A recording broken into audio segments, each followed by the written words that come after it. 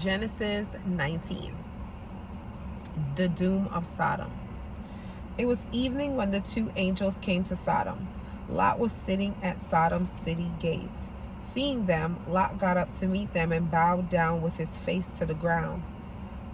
And he said, "See here, my lords, please turn aside and come into your servant's house and spend the night and wash your feet.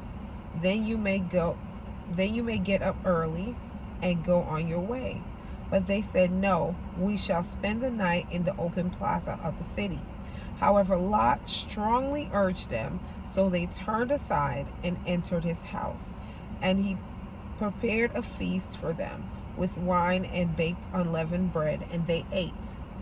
But before they lay down to sleep, the men of the city, the men of Sodom, both young and old, surrounded the house, all the men from every quarter.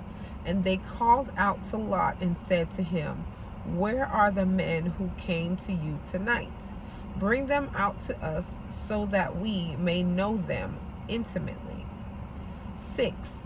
But Lot went out of the doorway to the men and shut the door after him and said, "Please, my brothers, do not do something so wicked. See here, I have 2 daughters who have not known a man intimately. Please let me bring them out to you instead, and you can do as you please with them. Only do nothing to these men, because they have in fact come under the shelter of my roof for protection." 9. But they said, "Get out of the way." And they said, "This man, Lot, came as an outsider to live here temporarily, and now he's acting like a judge. Now we will treat you worse than your visitors." So they rushed forward and pressed violently against Lot and came close to breaking down the door of his house. But the men, angels, reached out with their hands and pulled Lot into the house with them and shut the door after him. They punished the men who were at the doorway of the house with blindness, from the young men to the old men, so that they exhausted themselves trying to find the doorway. And the 2 men, angels, asked Lot, "Have you any others here in Sodom, a son-in-law and your sons and your daughters? Whomever you have in the city, take them out of here. For we are destroying this place, because the outcry for judgment against them has grown so great before the Lord, that the Lord has sent us to destroy and ruin it." So Lot went out and spoke to his son-in-law, who were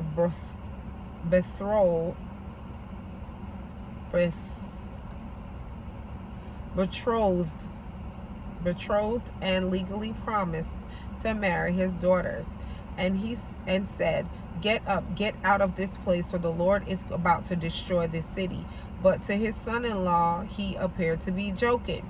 When morning dawned, the angels urged Lot to hurry, saying, "Get up, take your wife and 2 daughters who are here, and go, or you will be swept away in the punishment of the city." 16. But Lot hesitated and lingered. The men took hold of his hand and the hand of his wife and the hands of his 2 daughters, because the Lord was merciful to him for Abraham's sake. And they brought him out and left him outside the city with his family. When they had brought them outside, one of the angels said, "Escape for your life. Do not look behind you or stop anywhere in the entire valley.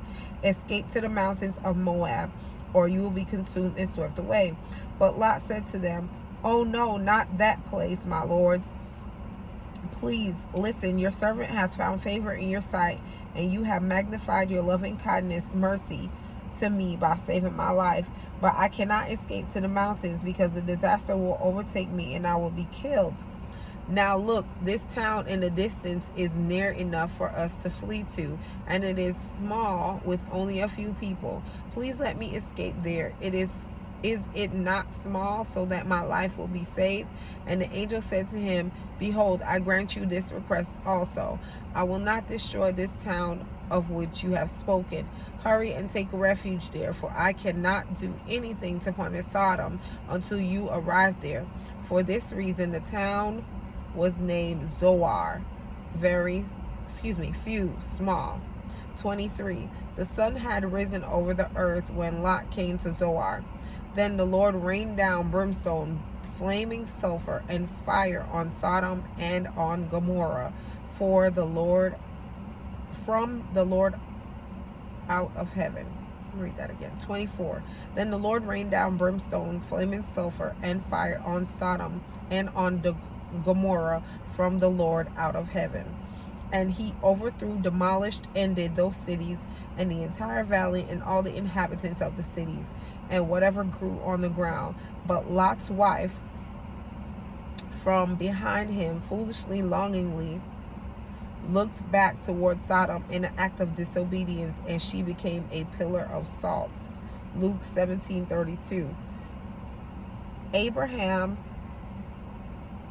started out early the next morning to the place where he only the day before had stood before the Lord. 28. And he looked down toward Sodom and Gomorrah and toward all the land of the valley of the Dead Sea. And he saw, and behold, the smoke of the land went up like the smoke of a kiln, pottery furnace. Now when God ravaged and destroyed the cities of the plain of Siddim, he remembered Adam, and for that reason, and he sent Adam's nephew Lot out of the midst of the destruction when he destroyed the cities in which Lot had lived. 30. Now Lot went up from Zoar and lived in the mountain together with his 2 daughters, for he was afraid to stay any longer in Zoar, and he lived in a cave with his 2 daughters. The firstborn said to the younger, Our father is aged, and there is not a man on earth available to be intimate with us in the customary way, so that we may have children. Come, let us make 32. Come, let us make our father drunk with wine, and we will lie with him, so that we may preserve our family through our father. So they gave their father wine that night, and the firstborn went in and lay with her father, and he did not know when she lay down or when she got up, because he was completely intoxicated. Then the next day the firstborn said to the younger, Behold, I lay with my father last night. Let us make him drunk with wine tonight also, and then you go in and lie with him, so that we may preserve our family through our father. So they gave their father wine that night also, and the younger got up and lay with him, and again he did not know when she lay down or when she got up. Thus both the daughters of Lot conceived by their father. The firstborn gave birth to a son and named him Moab from father. He is the father of the Moabites to this day. The younger also gave birth to a son and named him Ben-Ammi, son of my people. He is the father of the Ammonites to this day. This is the word of the Lord.